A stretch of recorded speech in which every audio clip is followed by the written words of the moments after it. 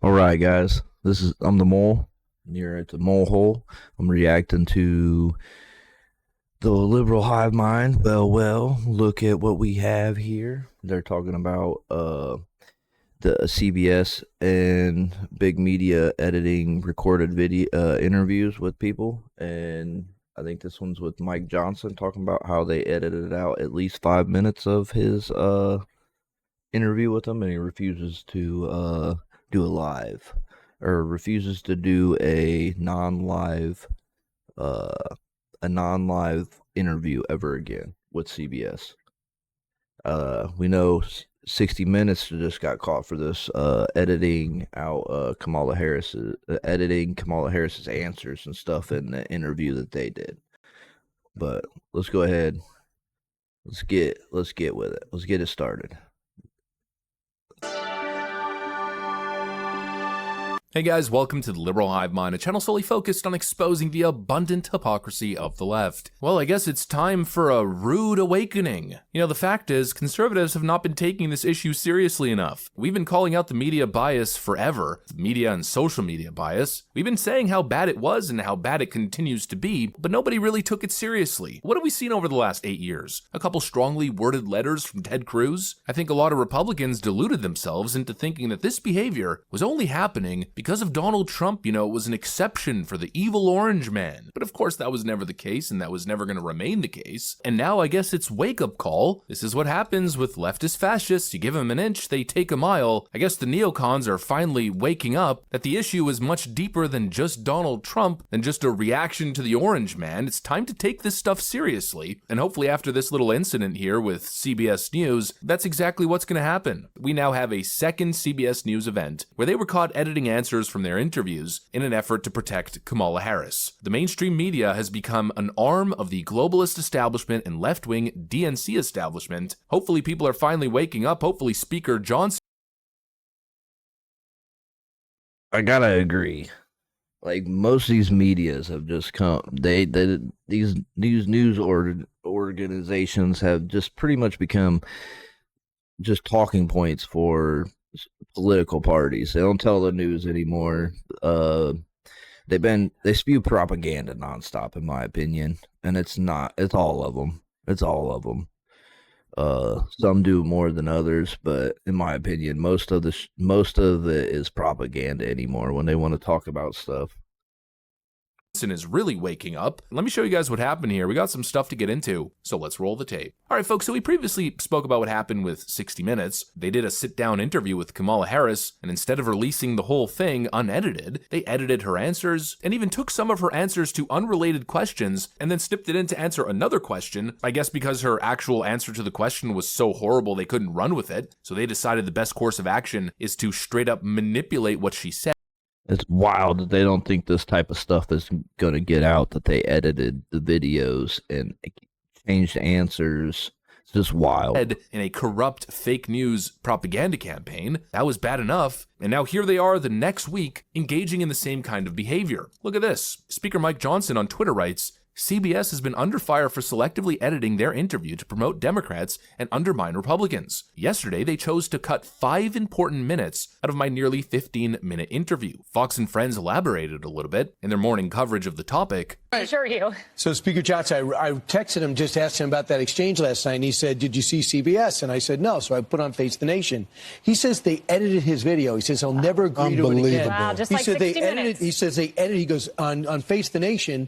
It was even more direct, but they edited it out. He goes, I did the interview to make. They made Kamala look better. They edited my video to try to make me look less effective. I will never agree to a non-live interview with CBS again. Journalistic It's out of control. malpractice. It's 60 Minutes did it. The flash. The CBS cuts, again. And we know they edit videos because we seen it last week what they did to Kamala. Completely took a question and lashed into another answer. I don't know if that was ever okay in media. But to the speaker's point, Brian, that's why he will never do anything that is not live. That's the problem for us. We do everything live. We would like to fix stuff, We can't. You remember Trump said that you're good when they take your long answer and they have to edit you down That's versus right. Kamala, they have to edit her up. And then here comes Speaker Mike Johnson with the receipts. He says that he recently traveled to North Carolina and victims of Hurricane Helene told him that nearly 2 weeks after landfall, the Biden-Harris administration still had not provided them with all the resources they desperately needed. But CBS selectively edited out entirely this first-hand perspective. So that's a different accounting than this 2% you say was distributed.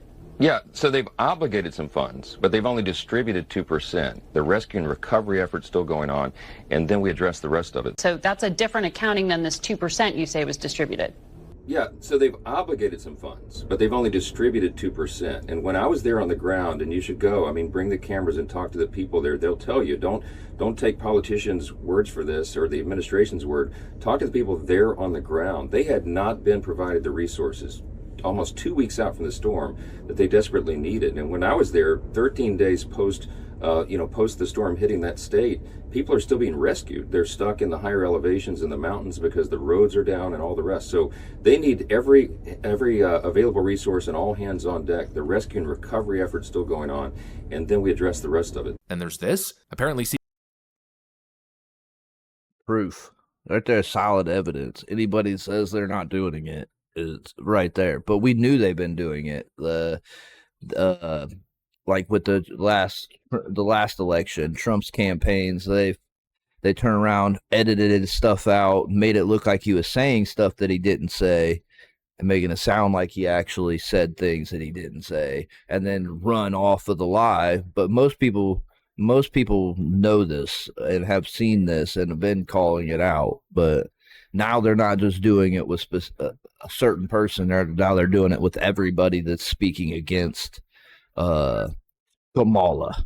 CBS also doesn't want you to hear about Virginia Governor Youngkin, so non-American citizens can't vote there. You Glenn know Youngkin that is, it is the against the Commonwealth of law Virginia. for non-citizens to vote in federal elections. That's established law. Of course it is. Of course it is. But here's the problem. There's a number of states that are not requiring proof of citizenship when illegals or non-citizens register to vote. We know that's happening. But respectfully, Speaker, everybody should want the law to be followed. You Glenn know Youngkin that it of course, is the governor of the against the Commonwealth of law Virginia. for non-citizens to vote in federal elections. That's established law. Of course it is. Of course it is. But here's the problem. There's a number of states that are not requiring proof of citizenship when illegals or non-citizens register to vote. We know that's happening. Look, Glenn Youngkin in Virginia, I was going to say, he issued an executive order to clean up their voting rolls heading into the election. Less than 30 days out, a couple of days ago, the Biden administration, Department of Justice, Biden-Harris administration, sued the governor and the Commonwealth of Virginia to try to prevent them from cleaning up their voter rolls. See, that kind of thing creates a lot of doubt and concern in the minds of a lot of the American people. Why would they do that? Everybody should want the law to be followed. Yeah. Again, they cut his answer. He spoke about illegal migration as well. Wait a minute. Wait just a minute. It's not me undermining it. It's the actions of the Biden-Harris administration in some of these states. Non-citizens are not allowed to vote under federal law. So if your issue is with certain governors, shouldn't you be talking to them? Wait a minute. Wait just a minute. It's not me undermining it. It's the actions of the Biden-Harris administration in some of these states. Non-citizens are not allowed to vote under federal law. But the states have prohibited. We passed the SAVE Act, in the House. The SAVE Act says you've got to have proof of citizenship before you register to vote. And Chuck Schumer and the Democrats blocked that in the Senate. We could have prevented this. The questions that people have about that. But the Democrats chose not to. They opened the border wide. A lot of people theorized that was so that they could have non-citizens to vote. These are realities, Margaret. I wish it weren't true, but that's the concern that people have. And in Wisconsin, for example, some of the counties are. It is law, but that's correct, but we have to make sure the law is followed, and that is the whole point. That has always been the whole point of the SAVE Act and all the measures that we've tried to ensure. I believe, by my count, we have about 16 million illegal aliens in the country since Mayorkas and Harris and Biden opened the border wide, and because of that, there's concern, because those people are distributed all around the country, as you know. There's concern some of those people will try to participate in the elections. Look, some of our House races, I believe the Republicans are going to win the House, grow the House majority, win the Senate and the White House. But in some of our House races, I mean, I have a colleague who was elected by 6 votes in 2020. Some of these are decided by hundreds or a few thousands of votes. So if you have non-citizens participating against the law, and you have no mechanism in some states to stop it, that is the root of so much of the concern. And of course, you know, in California, they have ballot. Facts. That's facts. You can't prove that they're actually a citizen. Why are they? What's saying that they're not illegal or illegally voting when they're not supposed to be? Ballot harvesting, right?